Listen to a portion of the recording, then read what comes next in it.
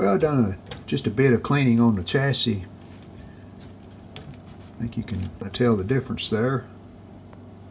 I cleaned over to these tubes from here over, and you can see a comparison between here and over here. And just use hand cleaner. This doesn't have pumice in it. It's just a smooth hand cleaner. The pumice might work, but I was afraid it would put scratches in the chassis, so I didn't use it. But looks much better. Well, I'm working my way over to this part of the chassis here. I stopped right here, so from there over, it's pretty clean. And I am getting this writing off here. I find this a lot of the older technicians, they would write the tube numbers on the chassis. I guess that was easier than looking at the tube layout. But see, a little bit of that one still left. But I'll get those cleaned off. To really get this clean around the tuner, I'm going to take this front piece loose. It's got the 3 controls on it. It's just got 1/4-inch screws. I'm already taking one out. That'll allow me to get in there and get that cleaned out really good. And I'll clean the buttons off too, but I'll do that when I get started on the cabinet work. All I did on these adjustable caps is just brushed them off like that. No liquid. And it's pretty clean. Still catches a lot of dust down in there, but just brushing them off.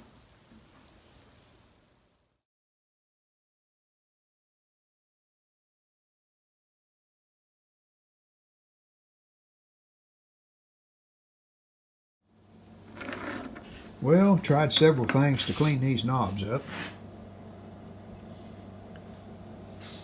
These have been soaked in soapy water. Tried Windex, alcohol, acetone, and even contact cleaner. And nothing just seems to really take all of that crust off of there. If you kind of scrape on these with your fingernail, seems like that coating that's on there comes off. And it looks kind of shiny underneath. You scrape on it just a little with your fingernail. And it could be the plastics just breaking down. Maybe that's the outer surface that's disintegrated, deteriorating, whatever you want to call it. So I'm going to work on these some more. I'll show you when I get finished, and we'll see if it helped them any. Well, after about 15 minutes of scraping and cleaning with a toothbrush, I think it looks a little better than the one I just cleaned with WD-40. You can see it's still got that rough texture to it. And what I could do, once I get all of these cleaned off like this one, I can spray them with some clear.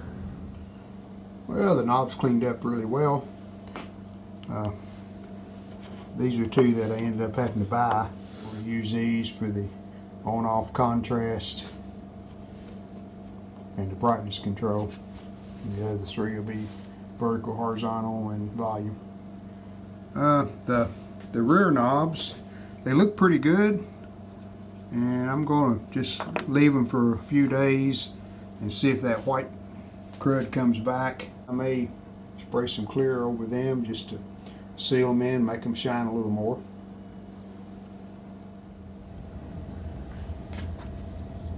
And about 12 hours later, the white stuff is coming back. I'm going to clean these one more time and get the white crud off.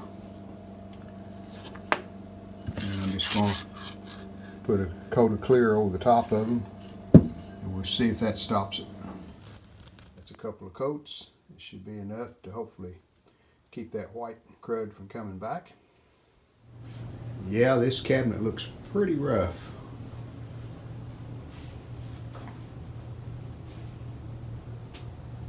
Lots of scratches.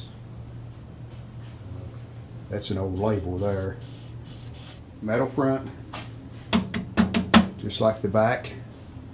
And that should clean up nicely. It looks like it's in good shape.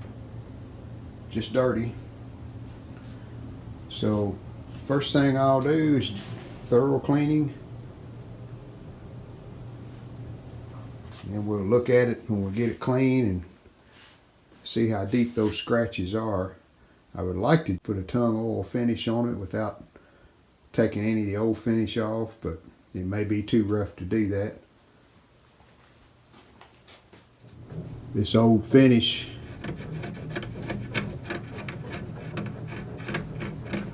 take your fingernail and scrapes off really easy. Well, that got the outer layer off. Just use some steel wool. Probably going to require a little bit of sanding here too, because that scratch, you can feel it. So it's through the outer surface, so going to require some sanding. This back is made of metal and in really good shape. Yeah, there's a little bit of fading on the writing, but it's still legible, so we'll not worry about that. I'll just clean this up. The front plastic piece, there's a few little scratches, but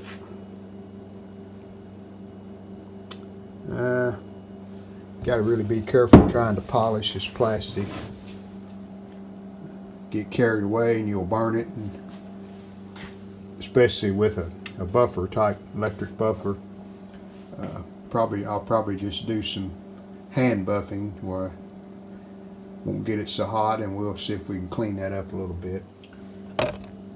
And it would be pretty easy just to cut a new piece of plastic for this, because like 1/16 of an inch thick, maybe really thin.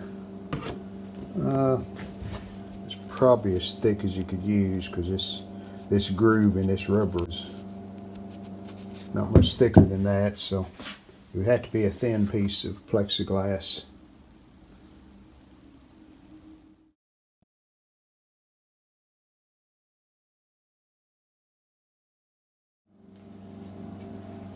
Well, if I'm going to refinish the wood on this cabinet, I'm going to take this front off, and it just has screws here in the very bottom.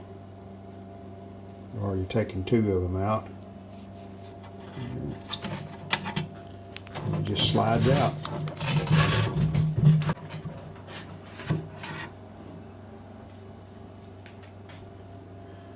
And I should probably take the speaker out too.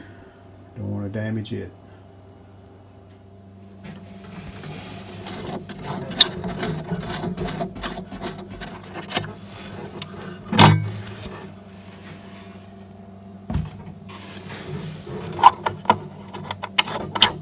Put the nuts back on the screws.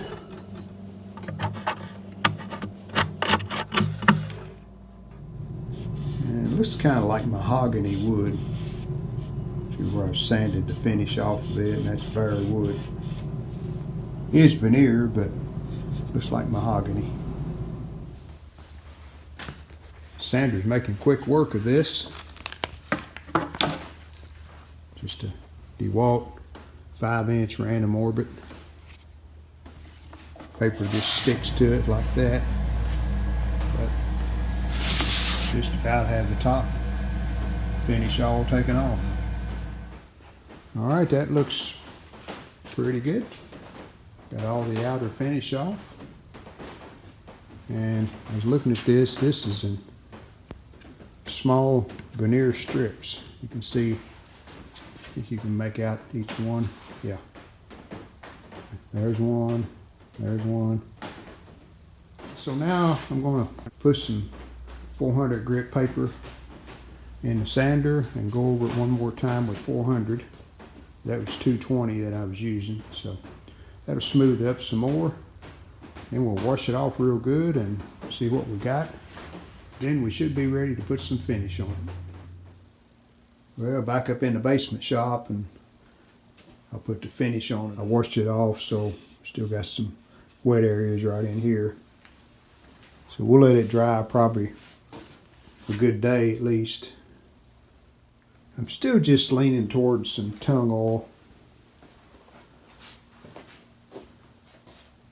I have in the past, I've used tung oil and then put urethane over the top of it. And I may do that. We'll see what the tung oil finish looks like. Urethane makes it a lot smoother. And it's the next day, and the cabinet's good and dry. So I'm going to put a coat of tung oil on. That's what I'm using.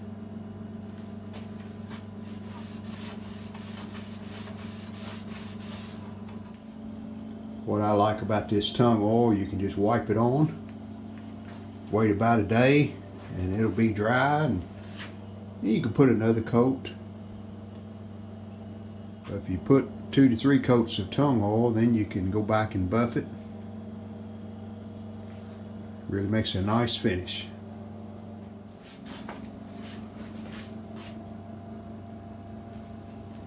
And we'll let that dry. We'll put another coat. Alright, we have 3 coats of the tung oil on. So now I'm going to put on my first coat of polyurethane. Probably do 2 to 3 coats of it with some steel wool or fine sandpaper in between the coats.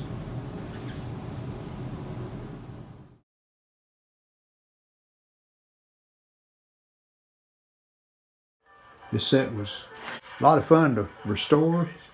Run into several issues, but still I enjoyed doing it. Just finishing up putting the back on. Got the interlock fastened in. And I'm putting antenna terminals on the back of this. Originally this just had just a small slot for the wire to come through. And let me show you on this other Hallicrafters over here. This is a T54 model that I'm going to be restoring in the future.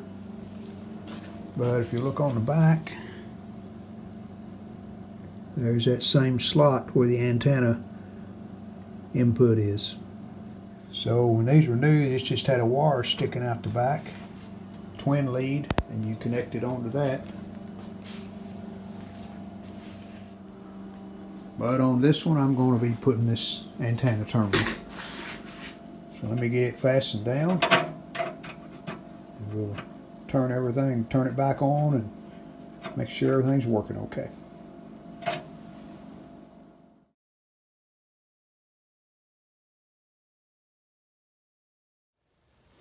Hope you've enjoyed the videos. I enjoyed restoring this set. And really happy with the way it turned out, especially that cabinet. It's a pretty set. So thanks for watching. See you next time. We hope you've enjoyed this video. If you did, hit the like button, and we'd love it if you would subscribe to our channel. Thanks.